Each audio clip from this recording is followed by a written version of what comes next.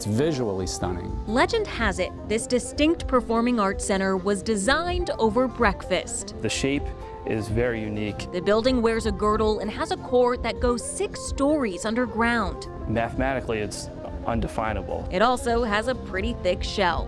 If you live in the capital region, you know it as the anchor to the Albany skyline, the egg. Everybody wants to see the egg. Basically, it is a concrete orb that houses 2 theaters. Governor Nelson A. Rockefeller conceived it, and Wallace Harrison designed it. At some place they're eating, it's either breakfast or their lunch. And Rockefeller, who's had this tremendous desire to design architectural structures his whole life, is sitting down, and Harrison is presenting him with a model of what the Empire State Plaza is going to look like. And he describes the tall buildings, and Rockefeller likes what he sees, but he's not completely happy.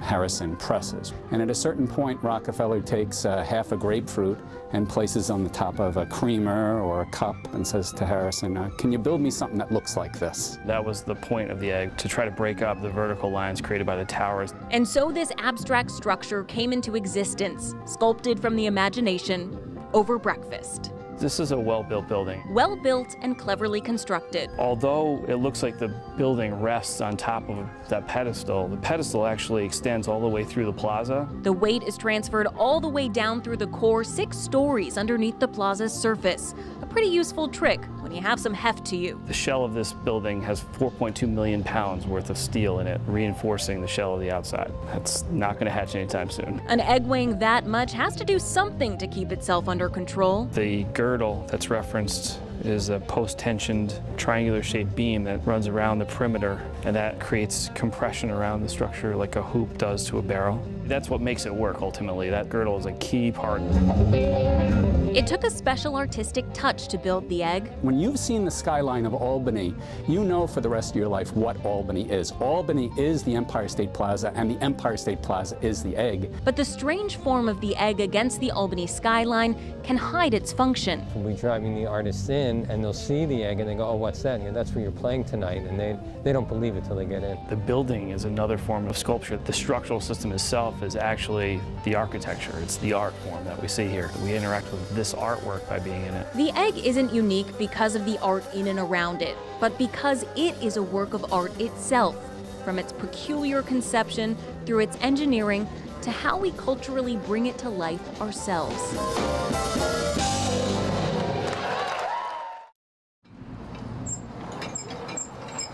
Well, we saw it off the highway here, and it's old looking. It looks pretty cool, the flags. We're really enjoying it.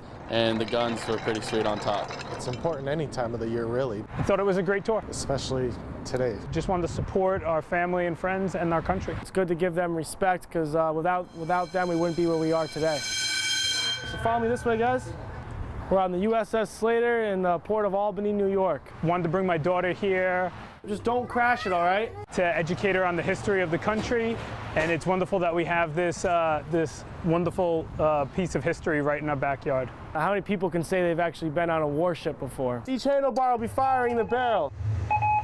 What you hear is Morse code. They can be giving us updates of the Germans' position, 2 codes to break before you can relay the message to the captain.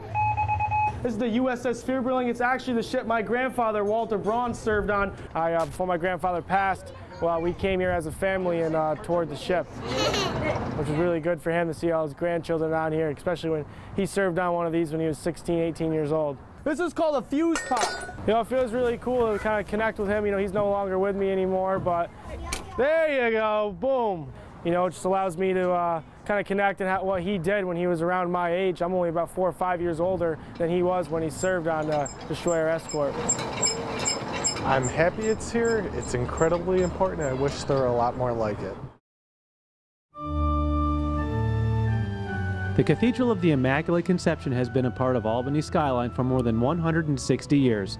And today we will explore what lies beneath one of the area's most storied churches. So Andy, this is a beautiful church. Tell me, when was it built? It opened in 1852. Now, one thing that we have here at the cathedral, we have 6 past bishops buried here in the cathedral. We have a crypt below our sanctuary. If you come this way, I'll show it to you. Albany has had 10 Roman Catholic bishops. 2 are still alive, while another 2 were buried elsewhere. Albany's most famous bishop, John McCluskey, who would later become America's first cardinal, being one of them. The other 6? Well, they ended up here. After the death of a bishop, the church needed a way to easily move the casket into the crypt. You may be surprised to know this, but their method has been hiding in plain sight all this time. Down here, if you look closely at these tiles, you will see that there's no grout in between, and these tiles are not cemented to the floor. At the time of bringing the bishop into the crypt, these tiles would be removed. Let me show you. As we head down into the cathedral basement, it's hard not to be reminded of how deep and rich its history is. Relics from the building's past can be seen at every corner. So what we're looking at is the original 1848 cathedral foundation. Correct. Now, if you recall when we were upstairs in the sanctuary and I showed you the tiles that were removable, but once they're removed, this door would be showing upstairs. So all 6 bishops passed through this door? Not really. Only 4. 2 of the bishops, their caskets were extra large and they would not fit through these doors or this opening. So they had to be carried down to the crypt manually. Wow. That was some feat.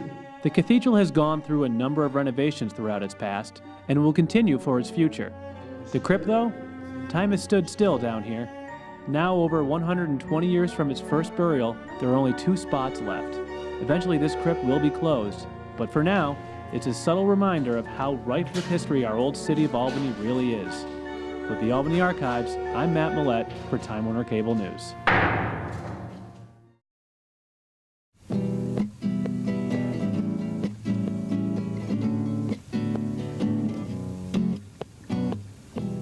I'm just happy to be a part of the event. I mean, there's something so like primal and natural about singing. Everybody can sing, everybody has that instrument. You could say that he broke your heart, but what tears you apart is the distance between you. There's, you know, such an obsession with our culture with destination thinking and being able to say, you know, if I go to this place, all my problems will be solved. The place that I've been going to solve my problems, like little did I know, was just coming back home here again and again and again. It's sort of like unabashedly shows you who you are, and you either like that or you don't. You could say that he tried to steal all the good from your soul, but you're still so inspired. I have a penchant for stories.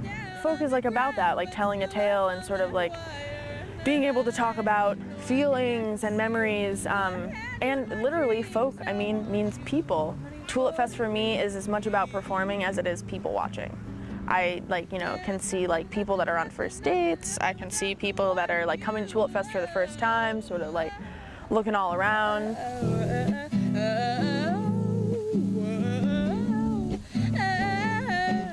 My songs have been tied directly to like my healing process. Sometimes it's hard, but I sit down with like all the stuff I don't want to talk to myself about. Albany's been a pretty great place to like be a heartbroken girl. It's all about heartbreak. I mean, what can I say? I love heartbreak. There's nothing without the one you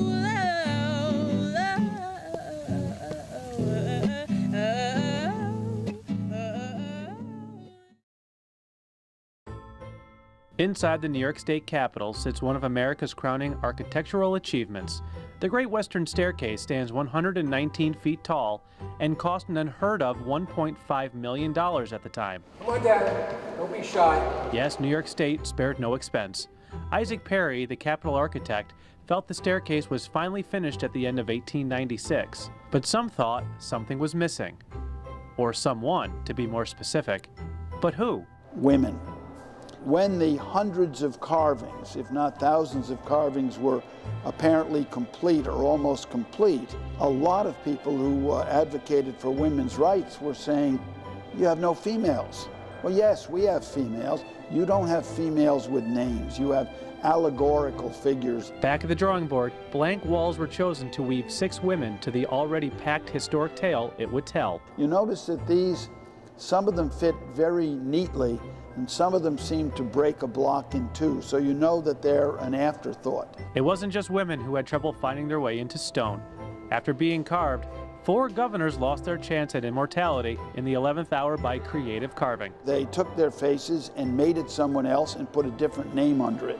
And nobody knows who made that decision and who decided to leave some people of perhaps lesser prestige, like the Albany school superintendent, and take off somebody like DeWitt Clinton or William Seward. You heard right. Along with Governor Silas Wright and Hamilton Fish, William Seward and the incomparable DeWitt Clinton were removed from pillars. We can say bureaucratically, they already had the governors in the medallions on top, so they took the governors off. But there may have been an artistic reason too. The faces of the originals are very similar in shape and in lots of other features. In the end, the Great Western Staircase is an artistic marvel that the Capital Region will appreciate for generations. But you have to ask, will future generations question why women were left off for so long and wonder why some of the truly great leaders of New York were chipped away and replaced with men from New Hampshire and Kentucky? With the Albany Archives, I'm Matt Millett for Time Warner Cable News. It's almost like a parade. This is really where the rubber meets the road. This is our Saratoga County convoy. Right to the stop sign. Watch out for the plow. The Saratoga Sheriff led the way. We're going to make a Christmas for kids that can't have a Christmas this year. That's what this is all about. Each truck comes up, they unload the toys. Get them into boxes. We take them in our big tractor trailer behind us, and then it goes to our warehouse. We actually work through the non-for-profits in the area, so they find out where the need is, and then we give the toys to them. Look at all these toys, look at all these people. I mean, this is what a community involvement is all about. These are the same people that got up Thanksgiving morning and went and answered the alarm. Here you go. These are people who are training week after week, day after day, and they're still taking time out of their schedule to put this together.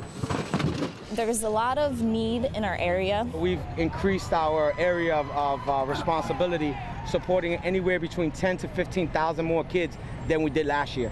This year he says, I want to do 10,000. Rough estimates, clearly you guys surpassed that 10,000 toys, so thank you. Everybody grab a box, let's start loading it up.